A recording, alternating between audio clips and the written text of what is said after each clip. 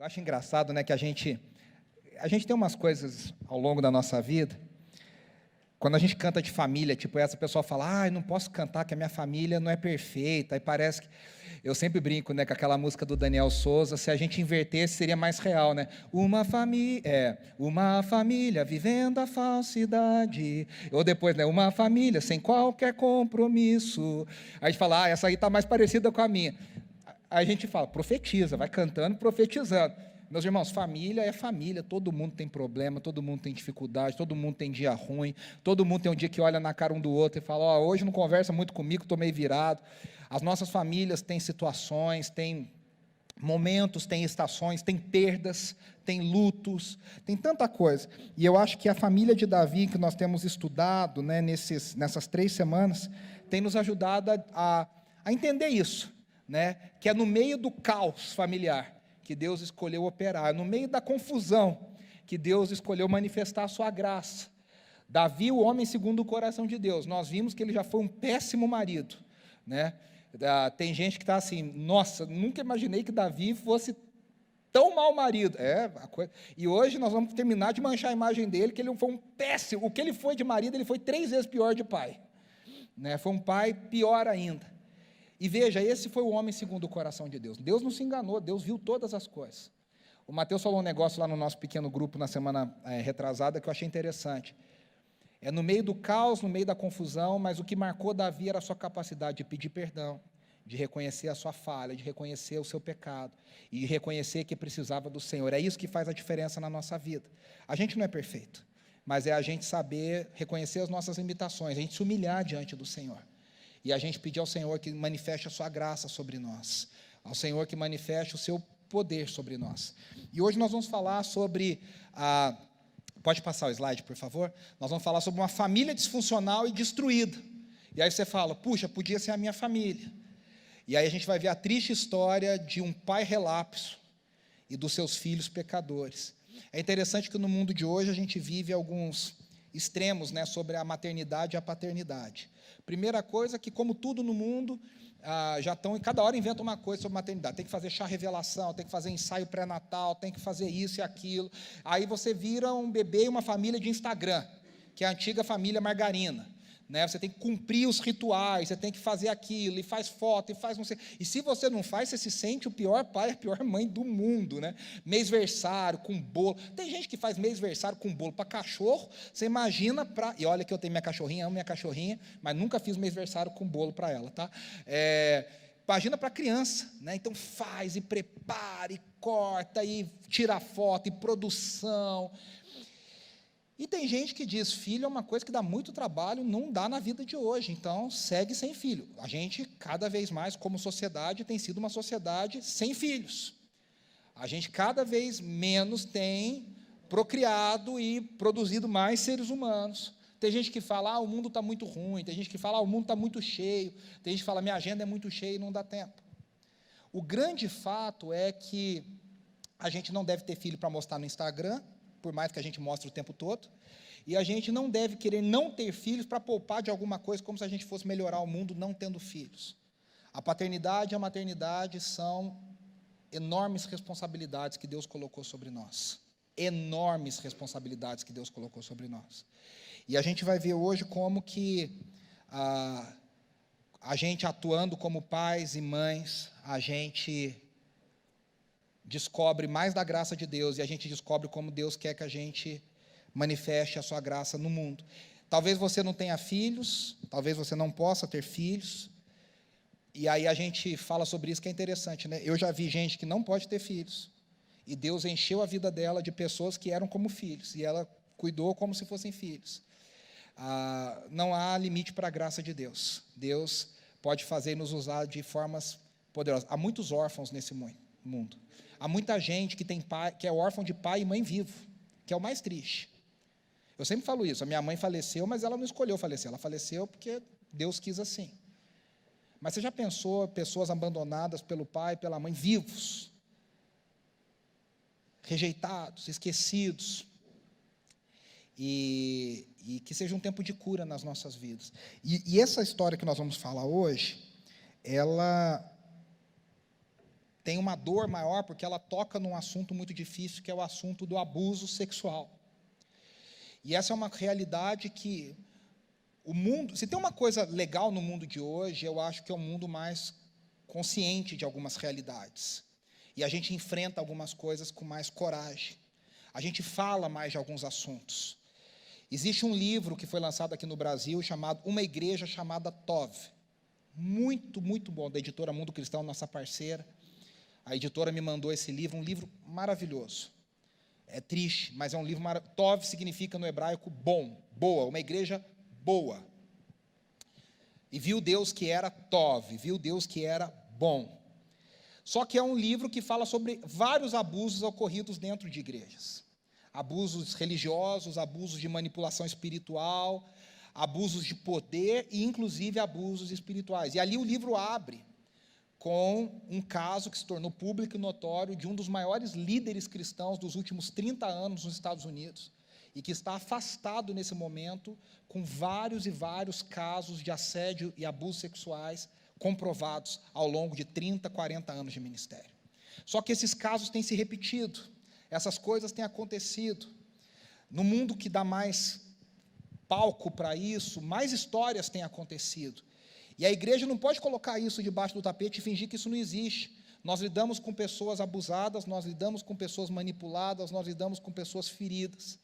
E a gente precisa estender a cura do Senhor, a gente precisa trazer luz, a gente precisa falar sobre isso, a gente precisa denunciar o pecado e o crime, a gente precisa coibir certas situações, porque a gente ficava durante muito tempo, né, inclusive muitos pastores, para nossa vergonha, em assunto de marido e mulher, a gente não mete a situação, a gente não põe a colher, como diz o ditado.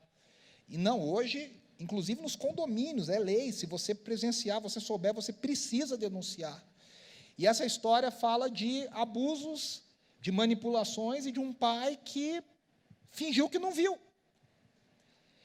Eu não sei se vocês tiveram a oportunidade de ver, ano passado saiu o documentário da Xuxa, né, no Globoplay, e é um documentário como a figura polêmico, em várias situações. Mas uma das coisas mais marcantes nesse documentário é como a Xuxa fala dos abusos sexuais que ela sofreu, como uma menina bonita, modelo, jovem. E uma das coisas que ela fala, que é a realidade que a gente vai abordar, que foram pessoas conhecidas da família, e que ela falava para o pai, e o pai não acreditava. Ela traz isso publicamente, inclusive ela teve muito problema com o pai dela. E ela falava, meu pai não levava a sério. Meu pai, para ele, não era nada. E, infelizmente, isso é uma realidade. E a gente precisa se levantar como igreja do Senhor também em nome dos vulneráveis. A Bíblia diz que Deus é um Deus do órfão e da viúva. O que Deus coloca do órfão e da viúva, você fala, mas não tem abusado. Não é isso que nós estamos falando. Deus é o Deus do vulnerável. Deus é o Deus do que está em desvantagem. Deus se levanta por aquele que está numa situação de inferioridade. O nosso Deus se levanta por aqueles que ninguém vai defender. E a gente vai falar dessa história. Porque, veja, a poligamia de Davi fez com que Davi gerasse filhos diferentes, de mulheres diferentes, com históricos diferentes. Então, quando reunia para uma almoção de domingo, era uma confusão, porque eram várias mulheres, você imagina isso, né? Cada uma trazendo uma culinária diferente, dando um palpite diferente, querendo aparecer, filhos com histórias diferentes, de um pai que não se posicionava, ou seja, os filhos cresceram soltos e pecadores. Porque aí a gente já descobre, né, que se nós somos pais relapsos, a gente está ajudando o pecado a tomar conta dos nossos filhos. Porque, veja, todo mundo que tem filho sabe que seu filho nasceu pecador, ou alguém acha que não. A criança pequenininha, ela mente, e ninguém ensinou para ela. A criança pequenininha, ela te desobedece, ela te faz birra, ela se joga, ela faz... Olhando para você, ela faz o que você falou para ela não fazer, porque a gente nasce em pecado. O que se espera de um pai e de uma mãe cristão é que a gente ajude a criança a entender a seriedade do pecado e a pedir a Deus graça para não pecar. Quando a gente falha como pai e como mãe, a gente está dizendo para o pecado, corre solto e toma a vida do meu filho. Porque é isso que acontece. Nós, correndo solto, o pecado toma tudo. O pecado leva tudo. Como diz a Escritura, é abismo chamando abismo. O pecado não tem limite. E aí, meus irmãos, a gente vai ver muitas coisas pesadas. E, por coincidência, uma jesucidência, eu não sabia, mas ontem foi instituído, como no Brasil, o dia da conscientização contra o abuso infantil, o abuso sexual infantil. 18 de maio foi colocado no Maio Laranja, como um dia onde se fala sobre esse assunto para trazer conscientização. E nós vamos falar de um assunto, aí você fala, mas a Bíblia fala de abuso sexual? Fala. E fala com todos os detalhes. E nós vamos ler essa história que está em 2 Samuel, capítulo 13, do 1 ao 21. Leia comigo, diz assim: depois de algum tempo, aconteceu o seguinte: Absalão, filho de Davi, tinha uma irmã muito bonita, cujo nome era Tamar. Então, Absalão e Tamar eram irmãos da mesma mãe e do mesmo pai, Davi. Por quem Amnon, outro filho de Davi, ou seja, de outra mãe, se apaixonou. Amnon ficou obcecado a ponto de adoecer por causa da minha irmã Tamar, pois, sendo ela virgem, parecia-lhe impossível aproximar-se dela. Você veja que ele ficou obcecado com segundas intenções, porque, olha, o texto já diz, ele queria se aproximar dela com outras intenções. Amnon tinha um amigo muito astuto chamado Jonadab, que na verdade era seu primo, filho de Simeia, irmão de Davi. Ele perguntou a Amnon: filho do rei, por que todo dia você está abatido? Quer me contar o que se passa? E Amnon lhe disse: estou apaixonado por Tamar, irmã do meu irmão Absalão. Deite-se na cama e finja que está doente, disse Jonadab. Quando seu pai vier visitá-la, diga-lhe: permite que a minha irmã Tamar venha dar-me de comer. Gostaria que ela preparasse a comida na minha presença, assim poderei vê-la e comer das suas mãos. Amnon aceitou a ideia e deitou-se, fingindo-se doente. Quando o rei foi visitá-lo, Amnon lhe disse: permita que minha irmã Tamar venha e prepare 2 bolos na minha presença, e assim eu coma das mãos dela. Davi mandou dizer a Tamar no palácio: vá à casa de Amnon, seu irmão, e prepare algo para ele comer. Tamar foi à casa do irmão que estava deitado. Ela pegou a farinha, amassou-a, preparou os bolos na presença dele e os assou. Depois pegou a assadeira e lhe serviu os bolos, mas ele não quis comer. Tirem todos daqui, ordenou Amnon, e todos saíram. Então Amnon disse a Tamar: traga os bolos ao meu quarto, para que você mesma me dê de comer. Tamar levou os bolos que havia preparado ao quarto do seu irmão Amnon, mas quando ela se aproximou para servi-lo, ele a agarrou e disse: deite-se comigo, minha irmã. Ela, porém, lhe disse: não, meu irmão, não me faça essa violência. Não se faz uma coisa dessa em Israel. Não cometa essa loucura. O que seria de mim? Como eu poderia livrar-me da minha desonra? E o que seria de você? Você seria considerado um depravado em Israel. Fale com o rei, ele deixará que eu me case com você. Amnon, porém, não quis ouvi-la, e sendo mais forte que ela, violentou-a. Logo depois, Amnon sentiu uma forte aversão por ela, mais forte que a paixão que sentira, e então disse: levante-se e saia. Não faça isso, respondeu ela. Mandar-me embora seria pior do que o mal que você já me fez. Ele, porém, não quis ouvi-la, e chamando o seu servo, disse-lhe: põe essa mulher para fora daqui, tranque a porta. Então o servo a pôs para fora e trancou a porta. Ela estava vestindo uma túnica ornamentada, pois era o tipo de roupa usada pelas filhas virgens do rei. Tamar pôs cinza na cabeça, rasgou a túnica longa que estava usando e se pôs a caminho, com as mãos sobre a cabeça e chorando em alta voz. Seu irmão Absalão lhe perguntou: Amnon, seu irmão, esteve com você? Acalme-se, minha irmã, ele é seu irmão. Não se deixe dominar pela angústia. Desolada, Tamar ficou na casa de Absalão, seu irmão. Ao saber de tudo isso, o rei Davi ficou indignado. Absalão não falou nada com Amnon, nem bem nem mal, pois o odiava por ter violentado Tamar, a sua irmã. Pode passar o slide, por favor. A gente vai ver alguns personagens. Esse texto é com requintes de crueldade. O primeiro personagem é Davi, o pai totalmente relapso. Primeira coisa, o versículo 21, se você prestou atenção, diz: Davi ficou sabendo, ele ficou indignado, e o que ele fez? Nada. Ele não fez nada. Ele não tomou nenhuma ação. Como é que você sabe disso? Porque o versículo continua. E diz que 2 anos depois, estavam Amnon e Absalão vivos. Ou seja, Davi não fez nada. Ele ficou indignado, mas ficou paralisado. A família desunida, consumida pela rivalidade, Davi não tinha feito nada. E aí eu fico me perguntando, por que Davi não fez? Porque Davi não era um homem frouxo. Saul falou, me traga 100 prepúcios de filisteus, ele traz 200. Davi lutou, Davi matou leão, Davi matou urso, Davi matou o Golias, Davi se posicionou várias vezes, Davi era um guerreiro, ele não era um banana que governava, ele era um homem acostumado à guerra, acostumado ao embate, acostumado à batalha. E aí eu estudando essa história, a semana inteira meditando, e pensando, por que Davi não fez nada? E aí me ocorreu alguma coisa que talvez explique, e talvez explique porque muitos pais, muitas vezes, não façam nada. Davi era um homem consumido pela culpa. Porque o que aconteceu? Quando ele pecou com Batseba, Natã, ele escondeu a situação, a gente já falou sobre isso, ele mandou matar Urias, e ele pensou, está tudo bem. Natã, o profeta, vem até ele e fala, não está tudo bem, Deus viu o que você fez. Davi se arrependeu, mas Davi recebeu uma palavra, que a espada seria colocada sobre a sua família, por causa do erro dele.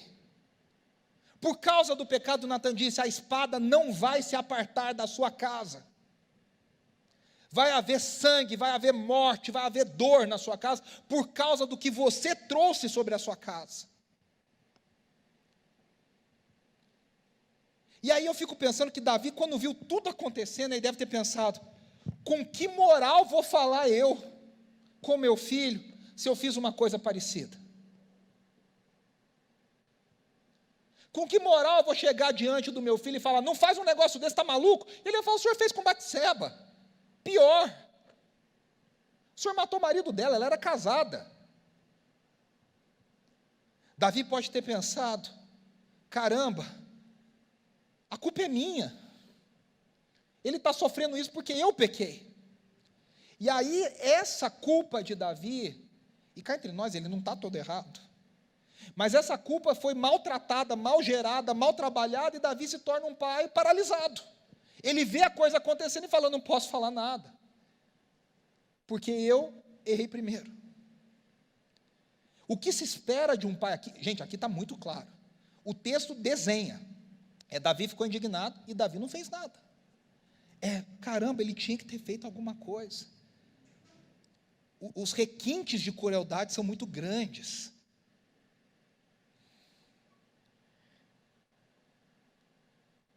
Os requintes de crueldade são muito grandes. Davi tem uma paralisia moral.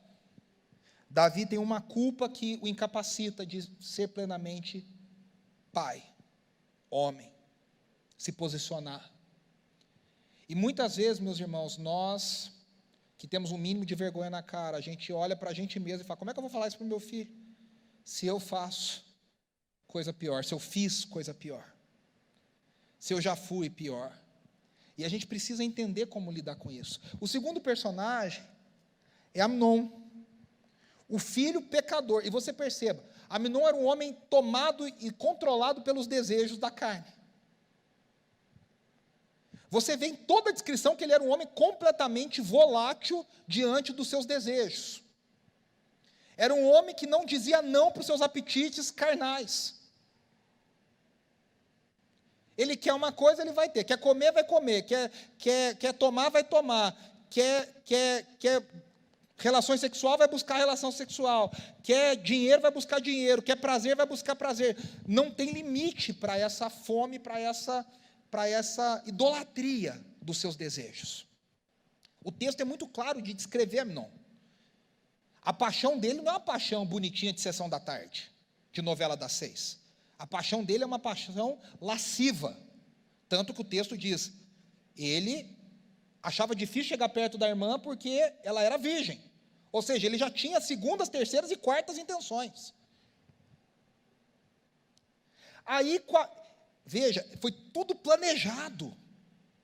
Eu sempre falo, né, se tem um atenuante, é que algumas vezes você fala, eu fiz não é desculpa, mas é um atenuante. Você fala, eu fui pego de surpresa e sem pensar eu fiz.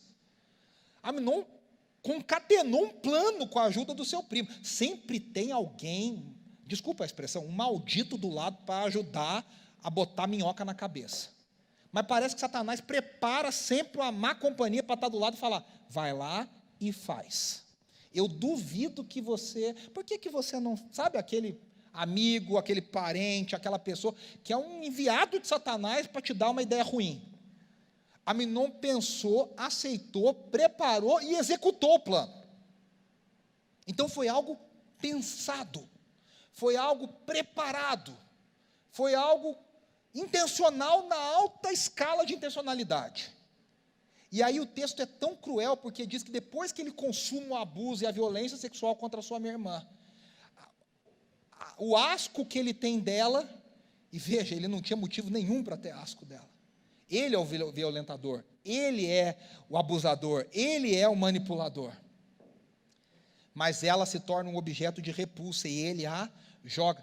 Você vê que Tamar está pensando com a cabeça de alguém temente a Deus. O que é muito doido, porque ela foi criada pela mesma mãe. Mas você vê, ela diz, em Israel não se faz assim. A fala dela dá até a entender o seguinte, olha, a gente veio de outra cultura, mas aqui em Israel não se faz assim.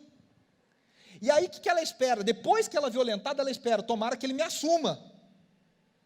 Tomara que ele fique comigo. E ele põe ela para fora de casa e ela diz, isso é pior do que o que você me fez. E ela assume a sua culpa.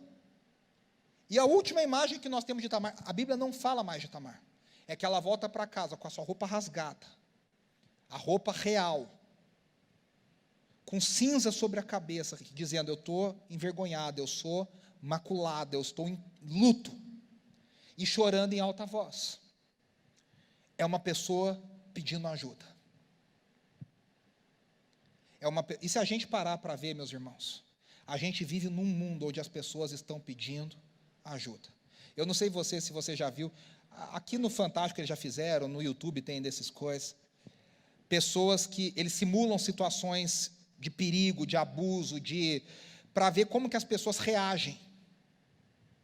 E é impressionante que a maioria das pessoas passa por perto, e a gente não pode, a gente tem que entender, no mundo de hoje, até para você se envolver é complicado. Você não sabe se é golpe, se é assalto, se vai dar problema. As pessoas simplesmente falam, quer saber, é melhor eu não me envolver, e vai passar. Então, tinha caso lá de um pai espancando a criança na rua, e ninguém fazia nada. Porque a gente vive num mundo anestesiado, e eu estou dizendo a partir de mim. A gente se anestesiou para a dor do outro. E as pessoas estão clamando por ajuda. Se a gente abrir os nossos olhos, há pessoas clamando por ajuda o tempo inteiro. Desesperadas como Tamar, dizendo, olha, eu fui abusado, eu fui violentado, em vários níveis da minha vida, inclusive no nível sexual. Eu preciso de ajuda. Eu preciso recuperar a vergonha. E é o que acontece, Absalão, seu irmão, total, a recolhe em casa. Seu pai fica sabendo, e o pai não faz nada. Aí, então, Tamar é essa vítima. Ela tem um trauma físico, psicológico, humilhação. Ela não vai mais casar, nenhum homem vai aceitá-la. Ela não vai constituir família. A vida dela passa a ser outra. Passa a ser outra. É difícil a gente falar nesse assunto, mas eu trouxe aqui algumas estatísticas do Brasil hoje. 64% dos abusos sexuais ocorrem com pessoas conhecidas ou familiares. 62% ocorrem na vítima, na residência, ou da vítima ou do agressor, dentro de casa. Não é num lugar fora. 62% dentro da casa. E até hoje no Brasil, com toda a campanha, com tudo que é feito, estima-se que 10% dos casos, ou menos, sejam denunciados. Ou seja, há 90% ou mais dos casos que ninguém fica sabendo, que não chegam a público, que não chegam nas autoridades, que ninguém faz nada. Quando eu era criança, eu pedia para minha mãe, deixa eu dormir na casa do amiguinho. Ela falava, não. E eu não entendia, né? Falava, eu queria dormir na casa do amiguinho e tal, mas fulano deixou. A frase de mãe, né? Você não é fulano, você não é todo mundo. E hoje eu entendo, hoje tendo meu filho eu entendo, caramba, não vai dormir em qualquer lugar. Não vai na casa de qualquer pessoa. Porque, infelizmente, a gente vive num mundo caído, meus irmãos. A gente vive num mundo pecador. Se a gente fechar os olhos e achar que tudo é colorido e é arco-íris, eu acho interessante que a Bíblia não escondeu essa passagem. Ela está lá. A vergonha de Tamar ficou eternizada nas Escrituras, para servir de um alerta para nós. Há muitas outras Tamares por aí, clamando por ajuda. E a gente precisa se levantar. A gente precisa se levantar em favor da causa do oprimido, do abusado, da vítima, daqueles que sofrem, calados, sofrem sem ter alguém para defendê-los. E aí a gente encontra outro irmão, que é Absalão, que é o vingador. A gente não leu, mas o que acontece? Absalão guarda aquilo, ele fica 2 anos regando a vingança dele. E aí ele faz um plano. Depois de 2 anos ele fala para o pai dele: pai, eu vou fazer uma coisa aqui em casa, eu queria chamar os tosqueadores. Era uma festa onde as ovelhas eram tosqueadas, e era uma celebração da prosperidade. E eu queria que o senhor viesse. E Davi fala: eu não vou. E eu queria que todos os meus irmãos viessem. Davi fala: então vá, deixa que teus irmãos vão. E Davi fala: mas faça com que Aminon venha. Davi é tão pamonha que ele nem lembra o que aconteceu. Ele não percebe o plano. Ele não sabe do que está rolando. A treta está comendo solta e ele não percebe. Na linguagem de amanhã da Bíblia, a treta está comendo solta. Você não vai achar isso na Bíblia, mas é isso que está acontecendo. E Davi não está sabendo, ele está com outra preocupação, ele está com outra cabeça. Ele está de rainha da Inglaterra e não percebe nada que está rolando nos bastidores. Se fosse um pai presente, fala: peraí, tem coisa aqui, esse cara, ele acha que vai me enganar.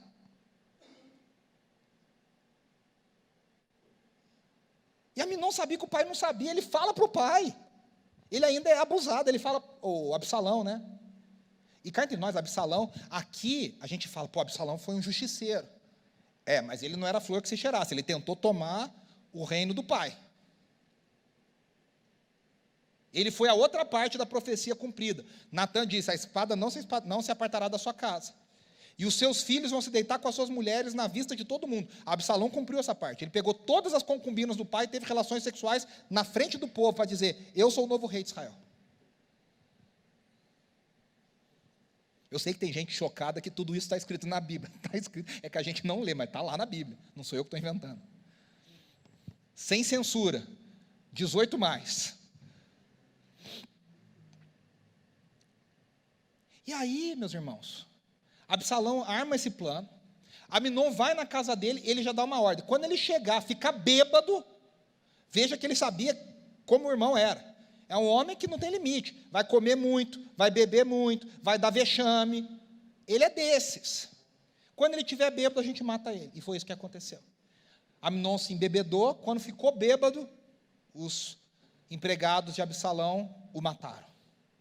2 anos depois, Absalão vingou a morte a vergonha da sua irmã, ao matar o seu meio-irmão. Agora veja o resultado da família. Nós estamos falando de um irmão matando o outro. É um se levantando contra o outro. O que a gente aprende? Pode passar, por favor. O que a gente aprende com essa história tão triste, com essa família tão disfuncional, com essa família tão desestruturada? A primeira coisa que a gente aprende: pecados têm consequências. A gente hoje vive na graça, e muito crente fala: pediu perdão, Jesus perdoou, e parece que Jesus é um ursinho carinhoso que fica lá, um Barney, sabe? I love you, we are great family. Jesus não é o Barney que a gente abraça, o dinossaurinho fofo. A graça de Deus não é uma graça barata. Jesus não morreu para que a gente pudesse pecar à vontade, para falar, depois Ele perdoa. A gente vive em 2 extremos. E os extremos nunca têm razão. Hoje faz 1 ano da morte do Tim Keller. Eu aprendi com o Tim Keller isso. Os extremos nunca têm razão. A gente encontra o equilíbrio no meio. Tem um extremo da igreja brasileira que só trabalha com legalismo e culpa. Eu tenho um rapaz que me segue no Instagram, que vez ou outra ele me escreve, neurótico, achando que vai ser levado para o inferno. Pastor, eu pequei assim, assim, assado. O senhor acha que eu tenho perdão? Essa semana ele me escreveu. E aconteceu isso, isso, isso. O senhor acha que eu estou lá em Hebreus 10, daqueles que não têm perdão, que vão para o inferno, que não sei o que lá?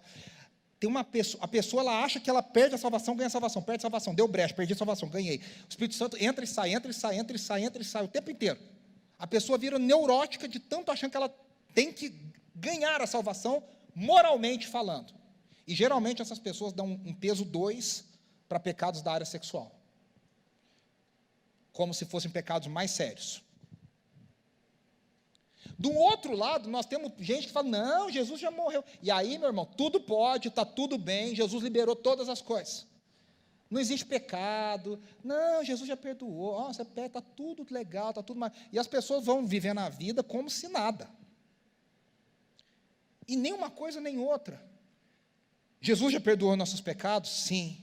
Não existe pecado mais sério, não posicionalmente, mas há consequências diferentes, e há consequências. Primeira coisa que a gente aprende, Deus nos perdoa, mas as consequências ficam. Marcam, machucam, ferem. As escolhas nossas deixam consequências. Como pais, como maridos, como esposas, como filhos, a gente precisa saber que tudo que a gente faz marca a vida de alguém, profundamente. Vai marcar o que as... Gente, você já parou para pensar quantas pessoas, talvez você, talvez eu, a gente tem problema com relacionamento com Deus porque a gente teve problema de relacionamento com o nosso pai, com a nossa mãe, e a gente não consegue entender Deus como pai porque há uma distorção em nós. Você já parou para pensar que a gente como pai, a gente como mãe, vai formar essa visão na vida de alguém, de como ela vê Deus, de como ela entende Deus. Há um escritor já falecido, muito famoso, chamado Brennan Manning. Eu não sei quantos já leram o livro do Brennan Manning. E ele fala sobre a graça de Deus. O Brennan Manning foi um cara muito usado para falar desse amor obstinado de Deus, são alguns livros dele. E ele teve um pai que o violentava, que o batia, que espancava. E ele diz nos seus livros, na sua autobiografia, ele era alcoólatra, era pastor, na verdade ele era católico, mas ele era religioso, tipo um padre, um irmão religioso, só que ele era alcoólatra. E ele diz, eu tinha muita dificuldade de ver que Deus me amava, porque o meu pai me batia o tempo inteiro. Os nossos pecados têm consequência. Os nossos pecados familiares têm consequências. As nossas ideias sobre a vida têm consequência. Davi foi perdoado. O Salmo 51 é lindíssimo. O Salmo 32 é lindíssimo, é Davi pedindo perdão, é uma inspiração, é verdade, mas a consequência ficou, de morte, de destruição, de abuso. Segunda coisa que a gente aprende, os pais têm a responsabilidade de orientar e disciplinar os seus filhos, de acordo com os princípios bíblicos. Nós que somos pais, nós que somos mães, nós que podemos ser pais e mães na vida de alguém, não podemos, não devemos não exercer esse direito. A gente precisa disciplinar, a gente precisa orientar. A gente precisa trazer educação, a gente precisa trazer iluminação, a gente precisa trazer orientação. A omissão pode custar muito caro. A omissão pode custar. Tem muito pai que acha que ama sem fazer nada. A omissão custa muito caro. João Calvino escreveu sobre esse texto. É verdade que Davi cometeu muitos erros, mas a sua inação, a sua falta de ação, no caso de Amnon, foi particularmente repreensível. A negligência desse santo rei deve alertar todos os homens a estarem vigilantes na manutenção da justiça em seus lares. Se os pais, mães, são negligentes em punir e corrigir seus filhos, é como se estivessem colocando pedras para a construção do mal. Olha que forte isso. A terceira coisa é que nós cristãos devemos zelar pelos vulneráveis. Vou falar de novo, tem pessoas sofrendo à nossa volta. Meus irmãos, lá no Rio Grande do Sul, a gente estava falando, as pessoas perdendo tudo, e tem gente preocupada em abusar do outro. Em pegar criança, em pegar a mulher vulnerável. Não há limite para o mal. Não há limite para o mal. E a gente precisa zelar pela justiça, se levantar em nome da justiça, se levantar em nome do vulnerável, daquele que está em posição de fragilidade, em defender a causa do vulnerável. O pastor e escritor Eugene Peterson escreveu: na história de Tamar, nós vemos o impacto devastador da negligência familiar e a importância da justiça e da proteção para os vulneráveis. A falha de Davi em agir de forma decisiva contra o crime de Amnon não apenas destruiu Tamar, mas também plantou sementes de mais violência e de mais divisão em sua família. A nossa omissão vai destruir mais a nossa família. É fácil? Não é fácil. Há certas conversas que são difíceis. Há certas coisas que são difíceis de serem ditas. A gente precisa de oração, a gente precisa de aconselhamento pastoral, a gente precisa de terapia, a gente precisa de ajuda. Mas tem certas coisas que precisam ser desfeitas, há certos ídolos familiares que precisam ser expostos, há certas conversas difíceis que precisam ser colocadas na mesa, para que haja cura. Deus sempre trabalha assim, o profeta diz, ele fez a ferida e ele a sarará. A Bíblia trabalha com a exposição do erro, a exposição da dor, luz sobre as trevas, para que haja salvação, para que haja cura, para que haja redenção. Esconder as coisas debaixo do tapete nunca é o jeito de Deus, o método de Deus. A gente precisa enfrentar. A gente precisa ter coragem, a gente precisa começar a conversar. A gente precisa falar. A gente precisa sentar com amor, se for possível, com calma, e expor certas situações, e falar certas. E eu não estou falando só de abuso, eu estou falando de N coisas, falta de perdão, falta de restauração, questões que precisam ser trabalhadas, resolvidas. Eu quero terminar dizendo que no meio de tudo isso você fala, caramba, que história pesada, porque Tamar termina destruída, Amnon termina morto, Absalão termina morto futuramente, Davi vê a sua família destruída. Aí você olha e fala, como é que isso termina bem? Não termina bem, mas aponta para o bem. Veja, Davi foi um pai injusto, foi um juiz, um rei injusto. Jesus, o nosso Senhor, o filho de Davi, ele é sempre justo, ele é sempre perfeito nos seus juízos. Deus permitiu que a gente conhecesse a história de Tamar, e Jesus nos ensinou, eu vim por causa do oprimido, eu vim por causa do pobre, eu vim por causa daqueles que precisam de médico. Jesus nos coloca ao lado do oprimido. Isso não é causa de esquerda, meu irmão, isso é causa do Evangelho, que hoje tem até isso virou briga política. Se colocar ao lado do pobre, do vulnerável, verdadeiramente, é o Evangelho de Cristo Jesus.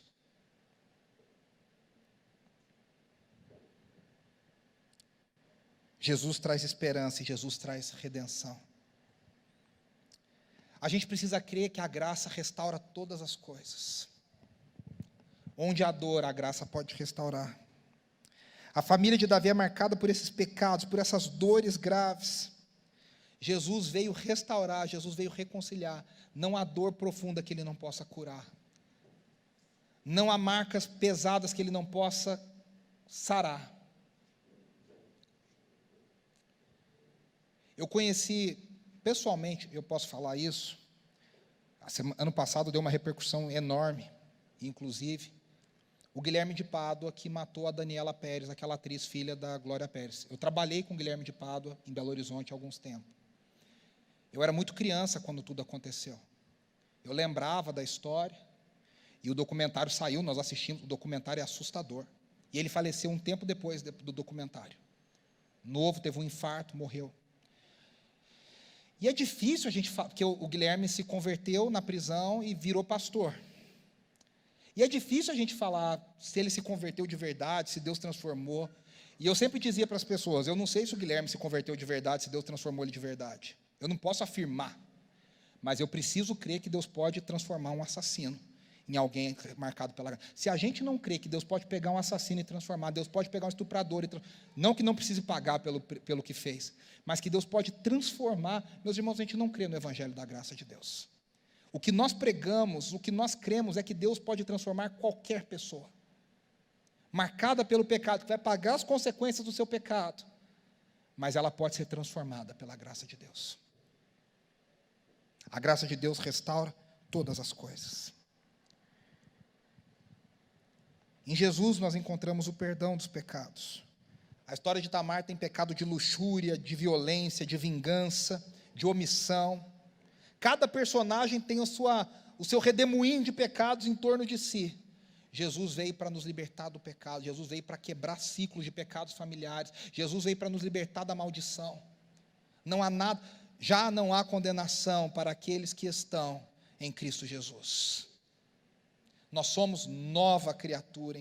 A gente precisa tomar posse dessas coisas. Não tomar posse do jeito da teologia da prosperidade, mas a gente precisa se vestir como o apóstolo Paulo diz. A gente precisa se lembrar dessas coisas e viver essas coisas. Davi foi um rei maravilhoso e um pai péssimo, um marido péssimo. Jesus é o rei justo, amoroso, que traz todas as coisas para que nós possamos experimentar do amor do Pai.